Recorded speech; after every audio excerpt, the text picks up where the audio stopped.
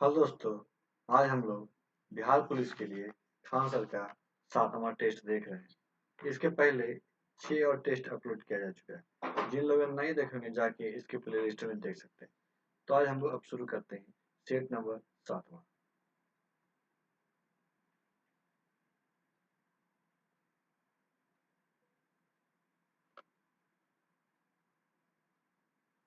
7वां का question number पहला है।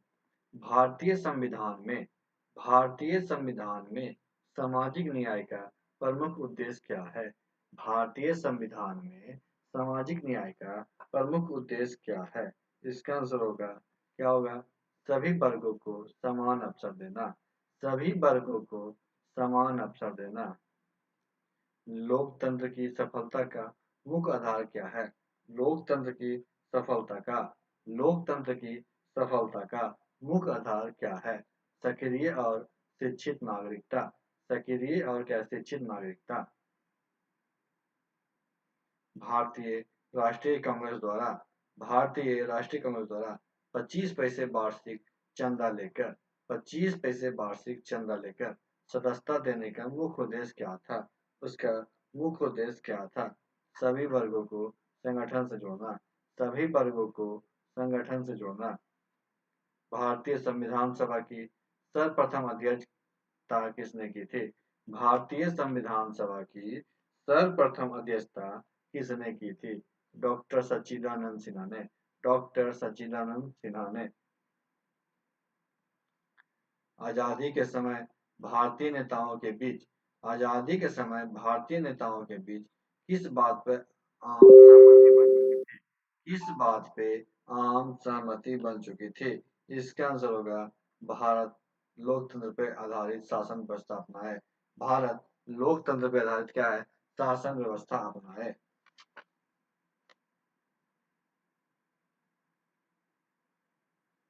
भारतीय संविधान केवल एक नियम और कानूनों का दस्तावेज नहीं है। भारतीय संविधान केवल एक नियम और कानूनों का दस्तावेज नहीं है, बल्कि यह क्या है? नागरिकों की रोजमर्रा की जिंदगी को प्रभावित करता है। नागरिकों क्या है? रोजमर्रा की जिंदगी को प्रभावित करता है। भारत में प्रारंभिक मांगों में कौन सी बात प्रमुख थी? भारत में प्रारंभिक मांगों में कौन सी बात महत्वपूर्ण थी? इसका आंसर होगा भारतीय प्रतिनिधियों को भारतीय प्रतिनिधियों को अधिक संख्या में नेशनल असेंबली में शामिल होना। भारतीय प्रतिनिधियों को अधिक संख्या में नेशनल असेंबली में शामिल करना।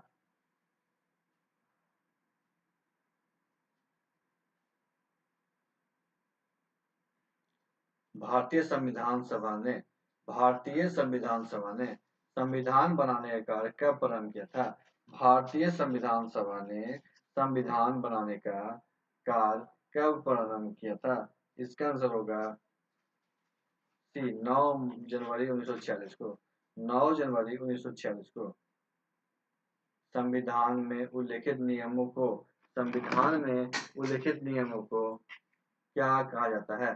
संविधान में उल्लिखित नियमों को क्या कहा जाता है? तो संवैधानिक कानून। क्या कहता है? संवैधानिक कानून। शिक्षा का अधिकार आरटीई शिक्षा का अधिकार आरटीई कानून किस आयु वर्ग के बच्चों को निःशुल्क और अनिवार्य शिक्षा प्रदान करने की बात करता है? शिक्षा का अधिकार आरटीई कानून किस आयु वर्ग के बच्चे को निःशुल्क और अनिवार्य शिक्षा प्रदान करने की बात करता है? इसका आंसर होगा बी 6 से 14 वर्ष। 6 से 14 वर्ष। खिलाफत आंदोलन का मुख्य प्रभाव क्या था? खिलाफत आंदोलन का मुख्य प्रभाव क्या था? खिलाफत आंदोलन का मुख्य प्रभाव हिंदू मुस्लिम एकता में वृद्धि। साइमन कमीशन का मुख्य उद्देश्य क्या था? साइमन कमीशन का मुख्य उद्देश्य क्या था? भारत सरकार अधिनियम 1919 की समीक्षा करना। भारत सरकार अधिनियम 1919 की क्या समीक्षा करना। कांग्रेस का लाहौर अधिवेशन 1929 ईस्वी किसकी अध्यक्षता में हुआ था?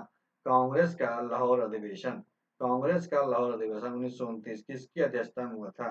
किसकी अध्यक्षता में हुआ था? तो यह जवाहरलाल नेहरू। किनकी? जवाहरलाल नेहरू। गांधी जी ने तिनकठिया व्यवस्था के खिलाफ गांधी जी ने तिनकठिया व्यवस्था के खिलाफ किस आंदोलन का नेतृत्व किया था? गांधी जी ने तिनकठिया व्यवस्था के खिलाफ किस आंदोलन का नेतृत्व किया था? इसका आंसर होगा चंपारण। कौन सा? चंपारण। मोपला विद्रोह कहाँ हुआ था? मोपला विद्रोह कहाँ हुआ था? तो मोपला विद्रोह कहाँ हुआ था? तो मालाबार और केरल में। मालाबार केरल में। किसान सभा की स्थापना किसने की थी? किसान सभा की स्थापना किसने की थी? स्वामी सहजानंद सरस्वती ने। किसने? स्वामी सहजानंद सरस्वती ने। बंगाल विभाजन किस वायसराय के काल में हुआ था? बंगाल विभाजन किस वायसराय के काल में हुआ था? किसके काल में हुआ था? Lord Curzon. किसके काल में? Lord Curzon. खेड़ा आंदोलन किस कारण शुरू किया गया था? खेड़ा आंदोलन किस कारण शुरू किया गया था? खेड़ा आंदोलन किस कारण? तो लगान की माफी की मांग के लगान की मांग लगान माफी की क्या है? मांग है। भारत में खिलाफत आंदोलन कब और किस देश के शासक के समर्थन में शुरू हुआ था? भारत में खिलाफत आंदोलन भारत में खिलाफत आंदोलन कब और किस देश के शासक के समर्थन में शुरू हुआ था? इसका आंसर होगा 1919 तुर्की। कब? 1919 तुर्की।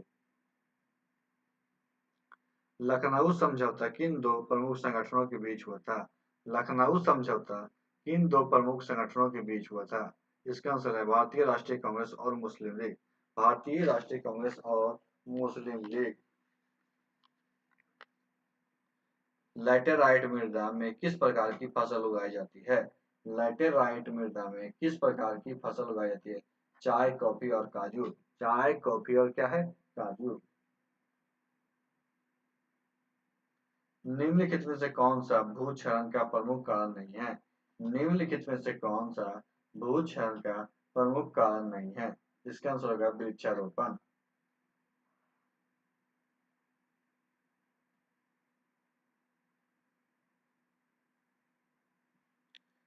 बिहार विभाजन के पूर्व बिहार विभाजन के पूर्व इंद्रपुरी जलाशय योजना इंद्रपुरी क्या जलाशय योजना कदम्बन जलाशय योजना के नाम से जानी जाने वाली जल परियोजना किस नदी से संबंधित है?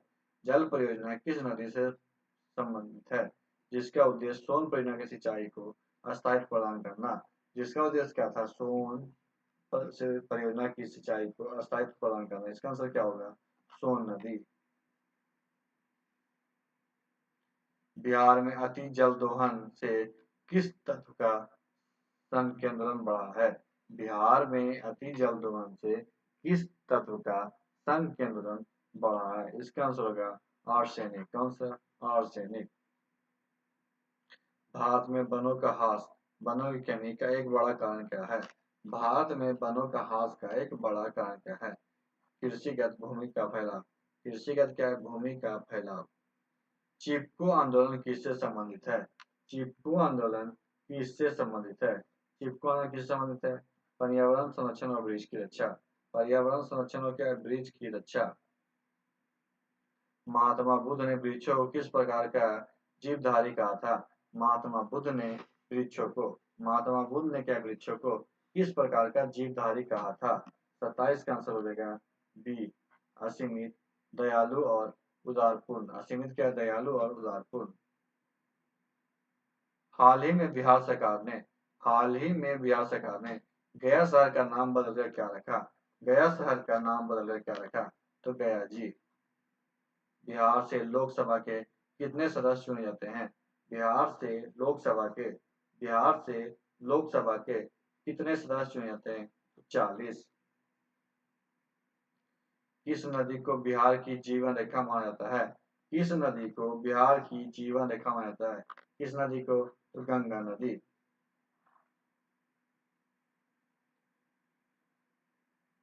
बिहार के प्रथम मुख्यमंत्री कौन थे? बिहार के प्रथम मुख्यमंत्री कौन थे? बिहार के प्रथम मुख्यमंत्री श्री कृष्ण सिंह। बिहार राज्य में कुल कितने अनुमंडल हैं? बिहार राज्य में कुल कितने अनुमंडल है? तो बिहार राज्य में कुल 101 अनुमंडल। कितने? 101 अनुमंडल हैं। भारत में योजना आयोग का गठन कब किया गया था? भारत में योजना आयोग का गठन भारत में योजना आयोग का गठन कब किया गया था? 15 मार्च 1950। 15 मार्च 1950। राष्ट्रीय विकास परिषद का प्रमुख उद्देश्य क्या था? राष्ट्रीय विकास परिषद का प्रमुख उद्देश्य क्या था? पंचवर्षीय योजनाओं को स्वीकृति देना। पंचवर्षीय योजनाओं को स्वीकृति देना और समन्वय स्थापित करना।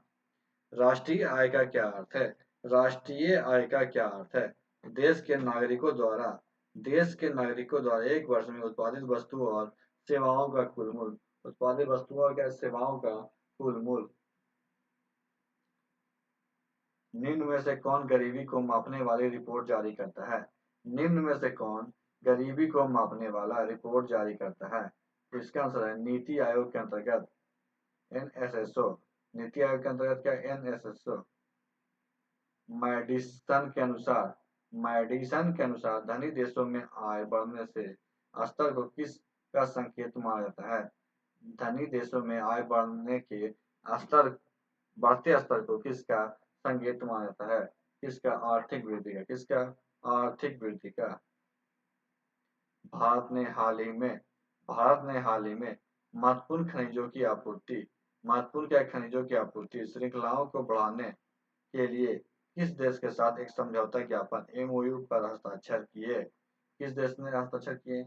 इसका आंसर होगा बी संयुक्त राज्य America.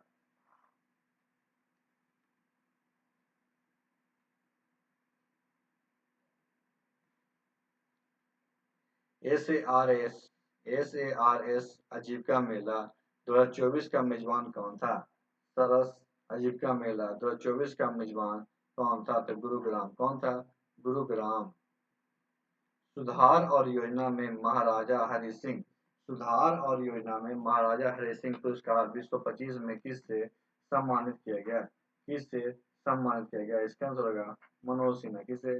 Manoj Sinha. 2025 Chennai open tennis पुरुष एकल खिताब किसने जीता? 2025 चेन्नई ओपन पुरुष एकल खिताब किसने जीता? आंसर है केरियन जैकेट। केरियन क्या है? जैकेट।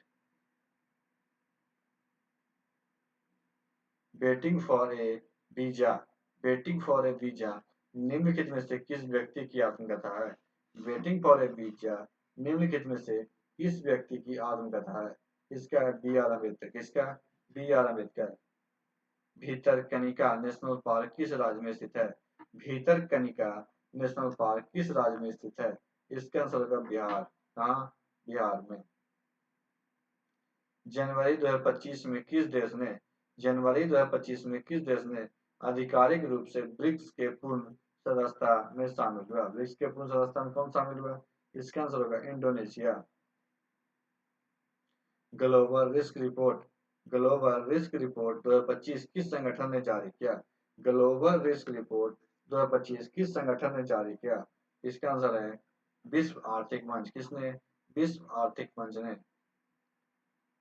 असम में से किस राष्ट्रीय उद्यान में हाल ही में दुर्लभ सफेद पंख वाले बत्तख की एक जोड़ी देखी गई है? असम के किस राष्ट्रीय उद्यान में हाल ही में दुर्लभ सफेद पंख वाले बत्तख की एक जोड़ा देखी गई है? इसका आंसर होगा डी दिहिंग पटकाई राष्ट्रीय उद्यान। दिहिंग पटकाई राष्ट्रीय उद्यान।